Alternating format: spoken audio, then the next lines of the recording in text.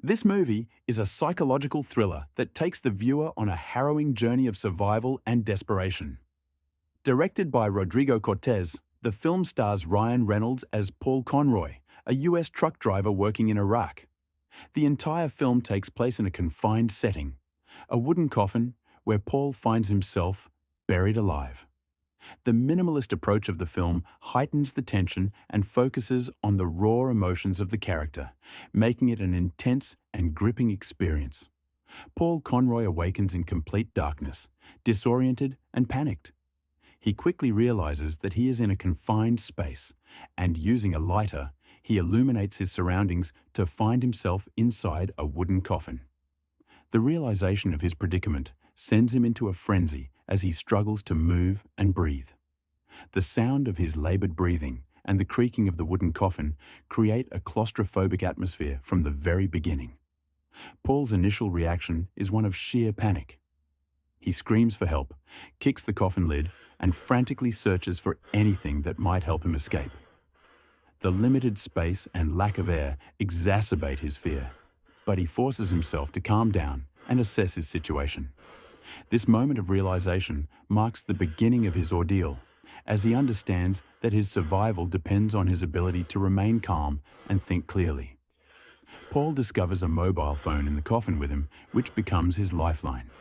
The phone's screen provides the only light in the darkness, and its battery life is limited, adding to the urgency of his situation. Paul starts making desperate calls for help, beginning with emergency services. He encounters language barriers and indifferent operators, which only heightens his frustration and fear. The disjointed conversations and the operator's lack of understanding emphasize Paul's isolation and the difficulty of his situation. Paul manages to contact a 911 operator, who transfers him to the FBI. He explains his situation, providing his name and location in Iraq, but the response is slow and bureaucratic. The operators ask him questions and put him on hold, which adds to his sense of helplessness. The film effectively portrays the inefficiencies and delays of bureaucratic systems in emergency situations, furthering the tension. Paul's next call is to his employer, the CRT company. He speaks with a woman named Pamela Luty, who expresses shock and concern over his situation. Pamela reassures Paul that they will do everything they can to locate him, but the conversation is fraught with uncertainty. Despite her assurances, Paul is frustrated by the lack of immediate action and the seeming indifference to his plight. His captors, who are revealed to be insurgents, contact Paul and demand a ransom of $5 million to be paid by 9 p.m., or they will leave him to die. The interaction with the insurgents is terrifying. They force Paul to record a ransom video, which he does reluctantly, hoping it will buy him more time. The video is a stark reminder of the peril he is in, and the insurgents' threats are a constant source of fear. These interactions are tense and fraught with danger, highlighting the precarious nature of his situation. Paul's thoughts turn to his family as he tries to reach out to them. He manages to contact his mother, who is in a nursing home and suffers from dementia. The conversation is heartbreaking as his mother does not fully comprehend his situation. Paul's frustration and sadness are palpable as he tries to convey his love and desperation to her. This moment underscores the emotional toll of his predicament and the sense of isolation he feels. Paul also attempts to contact his wife, Linda, but is unable to reach her directly. He leaves her a voicemail expressing his love and fear. The inability to speak to her directly adds to his feelings of helplessness and isolation. His thoughts frequently turn to happier times with his family, providing brief moments of solace amid the terror. These personal connections deepen the emotional impact of the film, as viewers can relate to Paul's desperation and fear for his loved ones.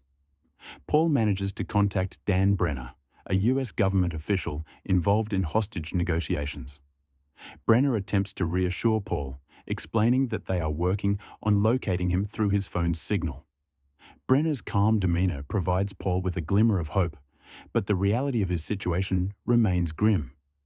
Brenner explains the difficulties of locating him and the complexities of negotiating with the insurgents. This conversation is a turning point in the film, as Paul begins to understand the full scope of his predicament. Brenner's attempts to keep Paul calm and focused are crucial, but they also highlight the limitations of what can be done from afar.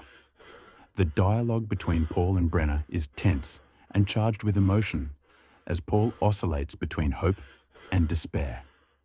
Brenner's reassurances are tempered by the harsh realities of the situation, making it clear that Paul's survival is far from certain. Paul's interactions with his employer, CRT, reveal a different side of his situation.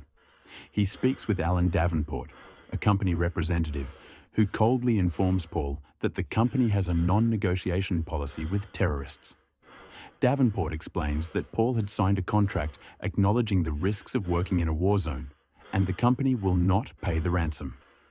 This conversation underscores the harsh reality of corporate indifference and the expendability of employees in dangerous zones. Davenport's callousness and lack of empathy infuriate Paul, adding to his sense of betrayal and abandonment.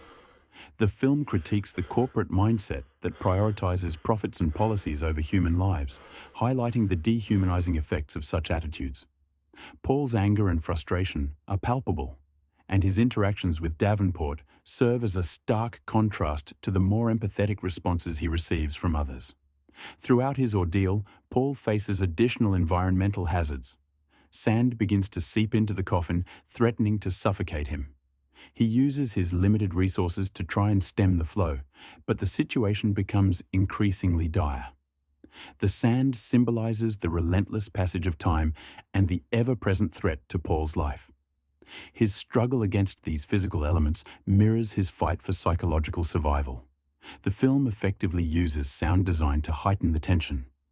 The muffled sounds of the outside world, the creaking of the coffin, and Paul's breathing all contribute to the claustrophobic atmosphere.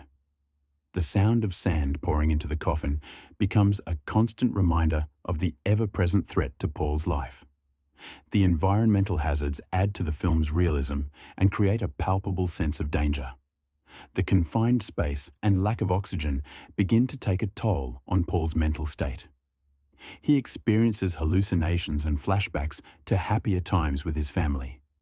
The psychological strain is palpable as he grapples with his fear and the overwhelming sense of being trapped.